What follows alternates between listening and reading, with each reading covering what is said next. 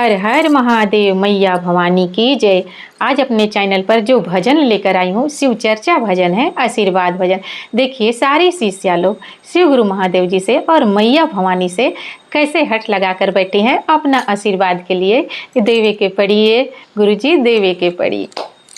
बड़ी दूर से अइनी ये गुरुजी, बड़ी दूर से अइनी ये गुरुजी, रौरे दुआर हो की अचरा खोल के मांगतानी, हो की अचरा खोल के मांगतानी।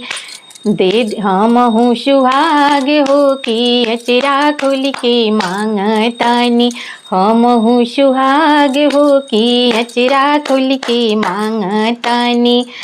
ललकी टुकुलिया गुरुजी चमके लीला रवा, ललकी टिकुलिया गुरुजी चमके लीला रवा। मंगिया में सजल रहे हमारो सिंदूरवा, मंगिया में सजल रहे हमारो सिंदूरवा।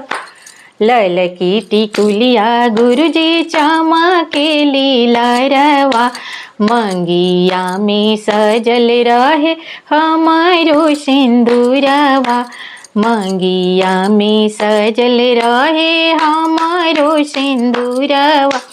चमकत रहे गुरुजी, चमकत रहे गुरुजी, गलवा के हार हो की अचरा खोल के मांगतानी, हो की अचरा खोल के मांगतानी। धमहु सुहाग हो की अचरा खोल के मांगतानी, दे दी आशीर्वाद हो की अचरा खोल के मांगतानी। भरल पूरल रहे शिव गुरु नाई हर ससुरवा, भरल पूरल रहे शिव गुरु नाई हर ससुरवा। अंगना में खेले हमरो फूल जैसन लाला नामा, अंगना में खेले हमरो फूल जैसन लाला नामा। फूल जैसन लालनवा शिव गुरु फूल जैसन लाला नामा। पति जी से मांगिल शिव गुरु, पति जी ले मांगिल शिव गुरु, रोजी रोजगार हो की अचरा खोल के मांगिल शिव गुरु। दे दी आशीर्वाद हो की अचरा खोल के मांगिल शिव गुरु, दे दी आशीर्वाद। दीहि आशीष शिव गुरु, दीहि आशीष शिव गुरु, ऐनी दुआरिया की खाली नाही जाइब शिव गुरु। अपनी नगरिया की खाली नाही जाइब शिव गुरु, अपनी नगरिया की खाली नाही जाइब शिव गुरु, अपनी नगरिया।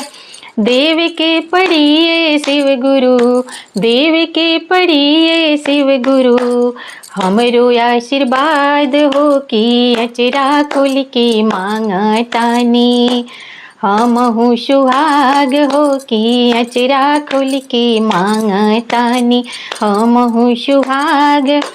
बेटवा के मांगिल शिव गुरु, दमदा के मांगिल शिव गुरु, रोजी रोजगार हो पतोहिया की मांगिल शिव गुरु। अमर सुहाग हो की बेटिया की मांगिल शिव गुरु, अमर सुहाग।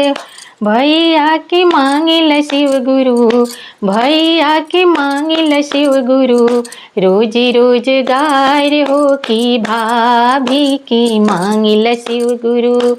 भरल सिंदूरवा की भाभी की मांगिल शिव गुरु, अमर सुहाग हो की देव के पढ़िए शिव गुरु, देव के पढ़िए शिव गुरु। दे हमरो आशीष हो की अचरा खोल के मांगिल शिव गुरु, दे दी आशीर्वाद हो।